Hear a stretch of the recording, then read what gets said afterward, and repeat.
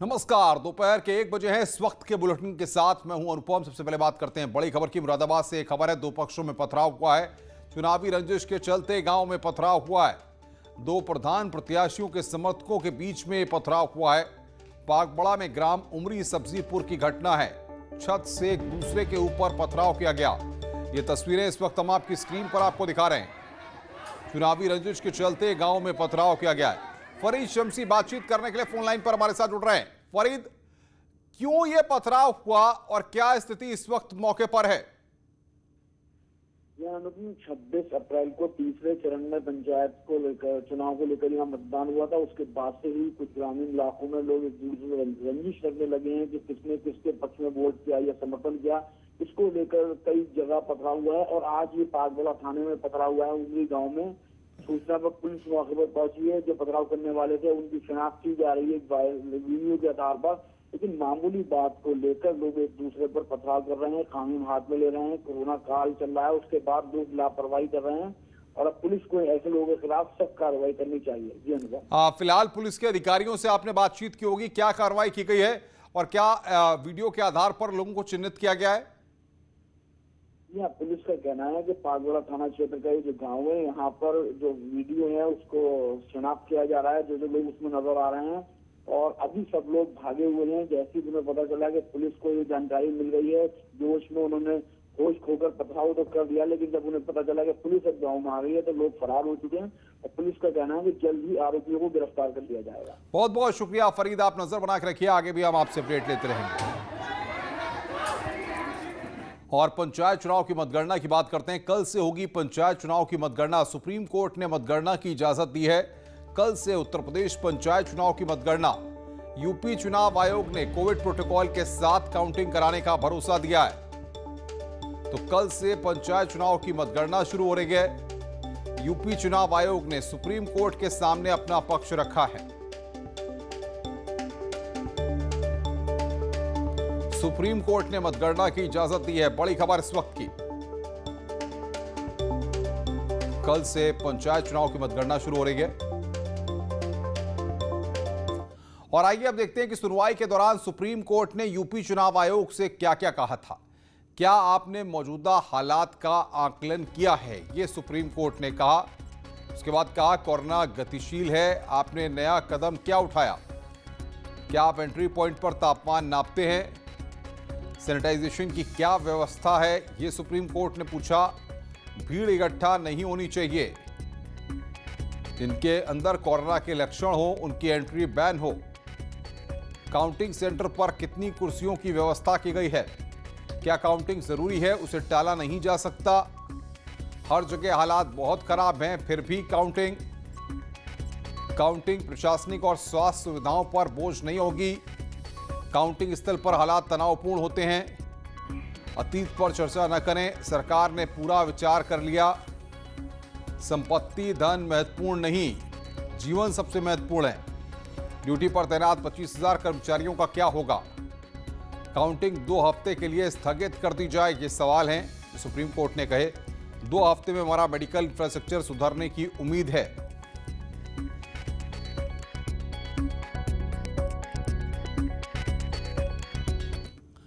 UP चुनाव आयोग ने कोविड प्रोटोकॉल के साथ काउंटिंग कराने का भरोसा दिया है। यूपी चुनाव आयोग का जवाब है कि काउंटिंग के समय सोशल डिस्टेंसिंग और मास्क जरूरी है। तापमान के साथ ऑक्सीजन लेवल भी चेक करेंगे। हमने काउंटिंग के साथ आगे बढ़ने का फैसला लिया है। गाइडलाइन के पालन के लिए हलफनामा देने को तैयार। मेडिकल एक्सपर्ट से बात करने के बाद ही काउंटिंग का फैसला लिया गया है। काउंटिंग रविवार को है, कर्फ्यू भी लगा हुआ है। भरोसा है कि हालात नियंत्रण में होंगे। काउंटिंग 8 घंटे की शिफ्ट में चलेगी। तो यूपी चुनाव आयोग का यहां पर यह जवाब है। इधर सुप्रीम कोर्ट ने पंचायत चुनाव के लिए मतगणना की इजाजत दे दी है। मतगणना की कैसी है तैयारियां, हम आपको दिखाते हैं। तो कल से पंचायत चुनाव की मतगणना है और सुप्रीम कोर्ट ने अब मतगणना की इजाजत दे दी है, यानी कि सुप्रीम कोर्ट से क्लीन चिट मिल गई है। और बातचीत करने के लिए ऋषभ मणि त्रिपाठी हमारे साथ जुड़ रहे हैं। ऋषभ, अगर पूरे प्रदेश की बात करें तो किस तरीके से पूरे प्रदेश में मतगणना की तैयारी है और क्या इंतजामात किए जा रहे हैं? प्रशासनिक मशीनरी किस तरीके से काम करेगी?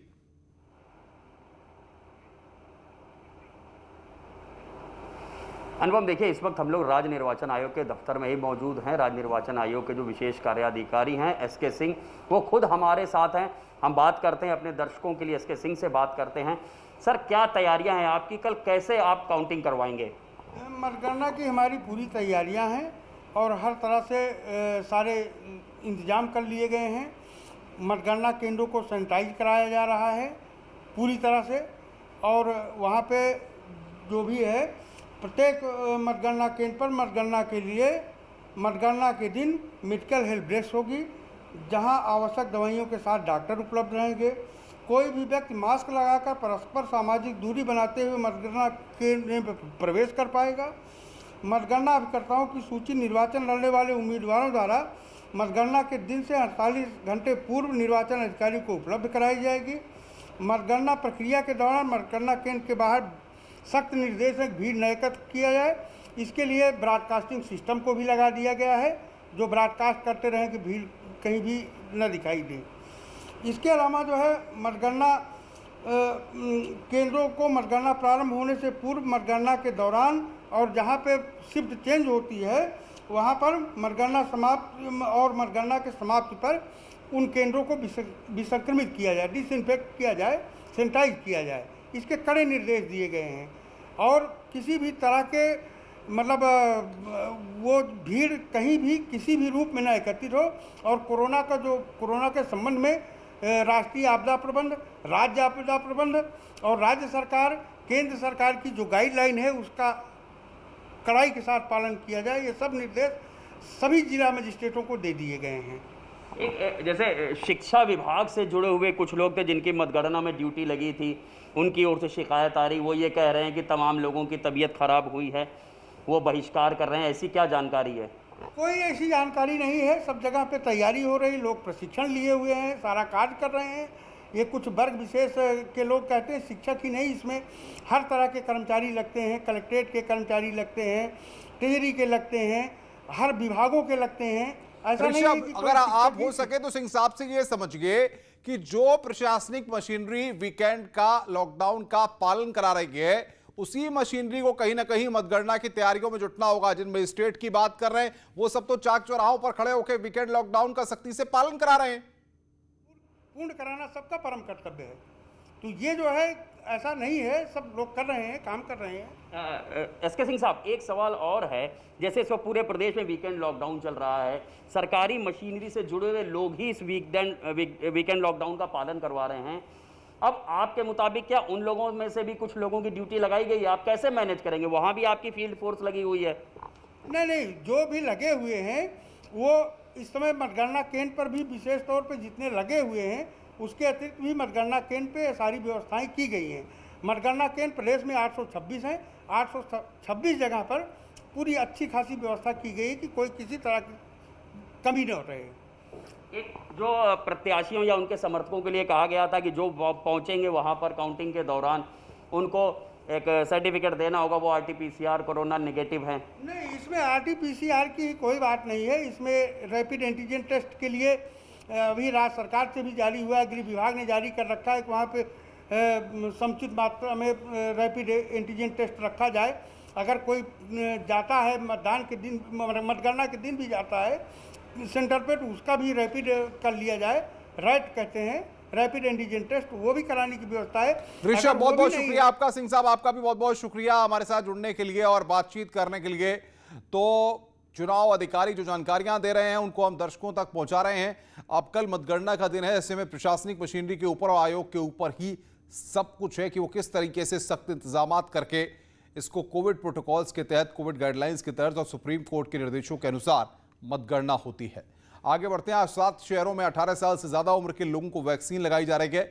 लखनऊ, कानपुर, प्रयागराज, वाराणसी, गोरखपुर, मेरठ और बरेली में लगातार वैक्सीनेशन का काम चल रहा है। इसके तहत 18 साल से ज्यादा उम्र वाले लोगों को वैक्सीन की पहली डोज लगेगी। स्वास्थ्य विभाग के मुताबिक जिन जिलों में 9000 से ज्यादा कोरोना केस हैं, सिर्फ उन जिलों में ही आज वैक्सीनेशन होगा। आज सीएम योगी लखनऊ के डफरिन हॉस्पिटल पहुंचे और वैक्सीनेशन कार्यक्रम का शुभारंभ किया।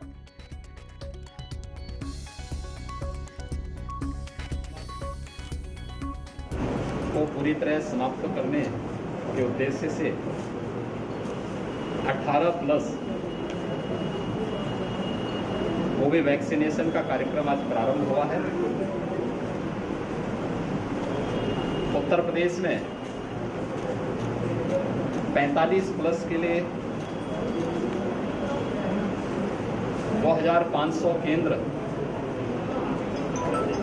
आज वैक्सीनेशन के तीसरे चरण में प्रारंभ हुए हैं, जहां वैक्सीनेशन का कार्यक्रम सफलतापूर्वक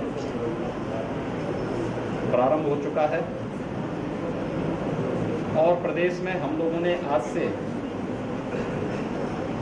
18+ से जुड़े हुए लोगों के वैक्सीनेशन के कार्यक्रम को भी प्रारंभ कर दिया है।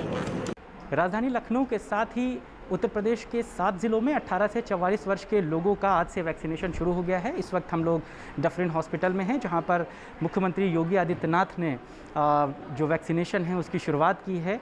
आप देख सकते हैं बिल्कुल यंग एज के जो युवा हैं वो वैक्सीनेशन करा रहे हैं और उनको वैक्सीनेशन की एक तरह से कह सकते हैं कि उत्साह था, जिसको देखते हुए यहाँ पर बड़ी तादाद में लोग भी आए हैं। 300 लोगों ने वैक्सीनेशन के लिए रजिस्ट्रेशन कराया है। और आपको बता दूं कि राजधानी लखनऊ के 10 सेंटर्स ऐसे हैं जहाँ पर वैक्सीनेशन जो है वो किया जा रहा है।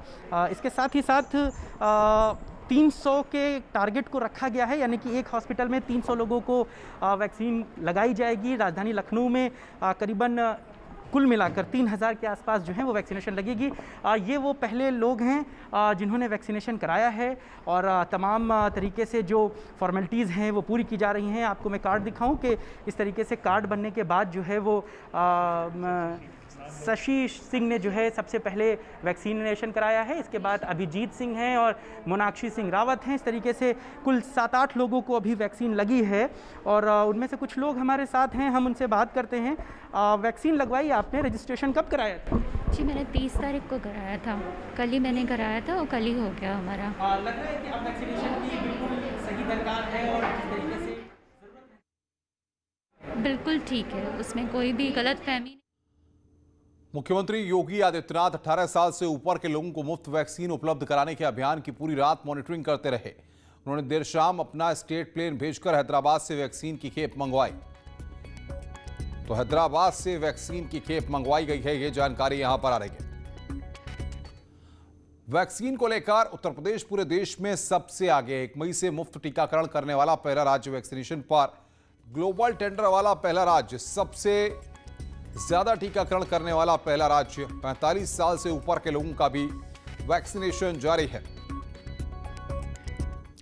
प्रयागराज में 4 ग्रामीण और 6 शहरी सेंटर्स को कुल मिलाकर 10 सेंटर पर वैक्सीनेशन किया जा रहा है। जिला महिला अस्पताल में वैक्सीनेशन का शुभारंभ कैबिनेट मंत्री नंद गोपाल नंदी के द्वारा किया गया। उन्होंने भी वैक्सीन लगवाई। वैक्सीनेशन को लेकर सुबह से ही लोगों की कतार सेंटर्स पर लग गई थी।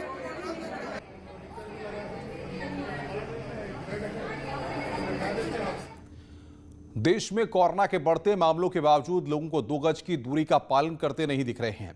मथुरा और संभल से आज जो तस्वीरें सामने आई हैं वो डराने वाली हैं। कैसे कोविड टेस्ट कराने आए लोग कोविड प्रोटोकॉल की ही धज्जियां उड़ाते नजर आ रहे हैं। तो संभल और मथुरा 2 जगहों की ये तस्वीरें हैं जहां पर कोविड टेस्ट के लिए जो लोगों की भीड़ पहुंची हुई थी उसको आप देखिए, सोशल डिस्टेंसिंग की धज्जियां उड़ा दी गई। देश में पहली बार 24 घंटे में 4 लाख से ज्यादा नए केस सामने आए हैं। कुल 4,01,993 नए मामले सामने आए हैं। वहीं 24 घंटे में 3,523, आपको बता दें कि 3,523 ये फिगर है जिन लोगों की मौत हुई है। इतनी संख्या में अब तक के जो मामले हैं वो ये हैं जो हम आपकी स्क्रीन पर आपको बता रहे हैं। और 24 घंटे में यह आंकड़ा 4 लाख के पार पहुंच गया है।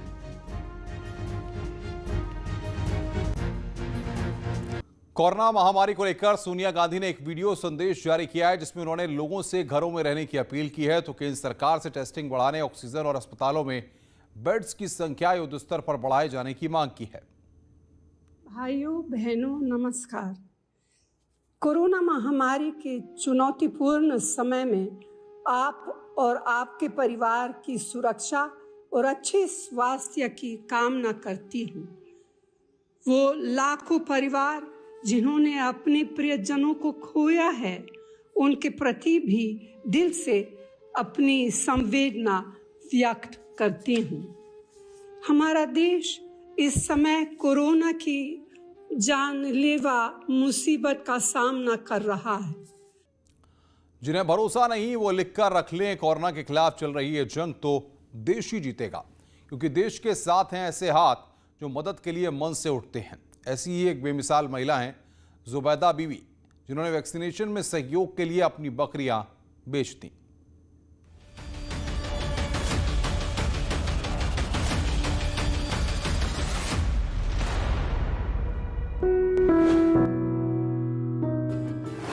जेब बड़ी हो ना हो, दिल बड़े होने चाहिए। घर बड़ा हो ना हो, विचार बड़े होने चाहिए। आमदनी बड़ी हो ना हो, हौसले बड़े होने चाहिए। वो कहते हैं ना कि मदद मन से की जाती है, धन से नहीं, क्योंकि धन सिर्फ एक साधन मात्र है और इसे फिर से साबित किया है करीब 70 साल की इस बूढ़ी माँ ने, जिसके पास ना तो अपना घर है, ना काम करने के लिए कोई दफ्तर, लेकिन इनके पास दिल है।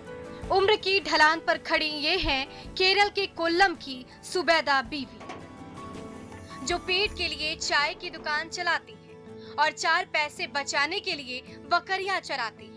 लेकिन इन्होंने अपने इस धन में से 2 को बेचकर केरल सरकार की ओर से शुरू की गई वैक्सीन चैलेंज में 5501 का सहयोग किया है।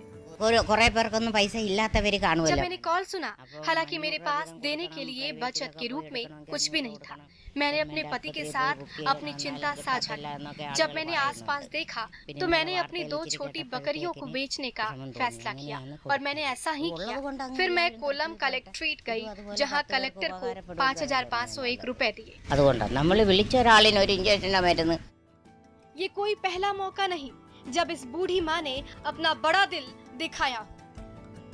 अभी पिछले साल की ही तो बात है जब कोविड से शुरू हुई लड़ाई को लड़ने के लिए CMDRF ने भी अपनी बकरियों को बेचकर दान दिया था। इस बार इन्होंने 4 बकरियों को बेचकर 16,000 रुपए बनाए थे, जिसमें से दान करने के बाद बचे पैसे को अब रमजान के सीजन में भी ये गरीबों को खिलाएंगी। Bureau report, news 18।